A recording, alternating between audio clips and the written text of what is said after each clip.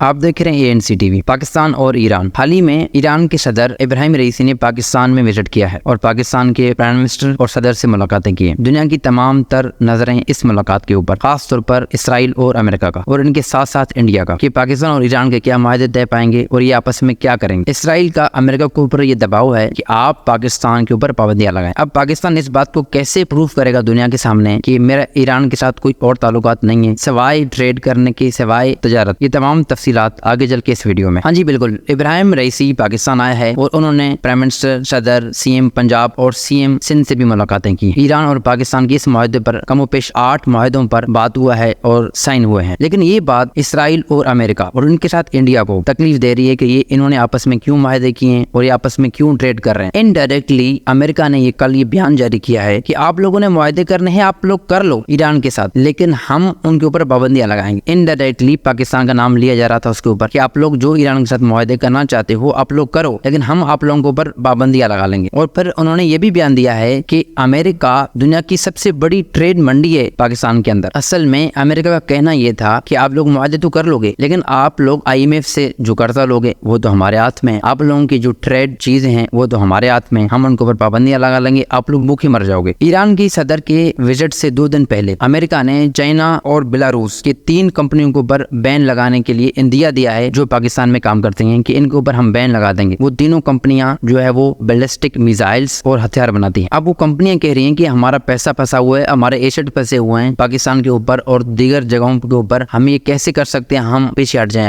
ابھی دیکھیں ہمارا جو گیس لائن پائپ ہے جو ایران کے ساتھ معاہدہ ہوا تھا اور جو ابھی تک بیچ میں پینڈنگ ہے، اب امریکہ اس معاہدے کو کمپلیٹ کرنے کے لیے نہیں چھوڑ رہا۔ وہ کہہ رہے کہ آپ بے شک بھوکے مرو، بے شک آپ گیس آپ کے پاس نہ ہو، آپ ایران کے ساتھ معاہدہ نہیں کرو، کیونکہ ان کو پتا ہے ایران کے ساتھ معاہدہ ہوگا تو ایران کو اور پاکستان دونوں کو فائدہ ہوگا، ان کو گیس مل جائے گا اور ان کو پیسے مل جائیں گے۔ اصل میں وجہ یہ ہے کہ اسرائیل کو اس وجہ سے تکلیف ہے پاکستان اور ایران کے معاہدے پر، کیونکہ ایران حال ہی میں ایٹم کے ٹیسٹ کرنے جا رہا ہے۔ اگر وہ ٹیسٹ کر لیتا ہے اور وہ کامیاب ہو جاتے ہیں، یعنی وہ ایٹمی پاور بن جاتا ہے، تو یہ آپ اور ہم سوچ ہی نہیں سکتے کہ پاکستان اور ایران کے اوپر کتنی پابندیاں لگیں گی۔ ایران کے اوپر تو ہیں ہی ہیں، لیکن پاکستان کے اوپر بھی پابندیاں لگنا شروع ہوں گی اور بہت زیادہ لگے گی۔ اب اس میں ہوگا یہ کہ IMF ہمیں قرضہ بھی نہیں دے گا اور ہمارے پاس پیمنٹ بھی نہیں ہے۔ اس کو بچاؤ کرنے کے لیے، اس کو بہتر بنانے کے لیے ہمیں باہر سے انویسٹمنٹ چاہیے، تاکہ کنٹری میں انویسٹمنٹ ہوگی تو ہم اسٹیبل ہوں گے۔ تو ہمارے جو باہر لوگ پاکستانی بیٹھے ہیں ان کو انویسٹمنٹ کرنے کی یہاں ضرورت۔ دیکھیں یہ کبھی بھی ایران اور اسرائیل اور امریکہ کا یہ مسئلہ کبھی بھی ختم نہیں ہوگا۔ اس لیے ختم نہیں ہوگا کیونکہ اس میں رشیا، چائنا،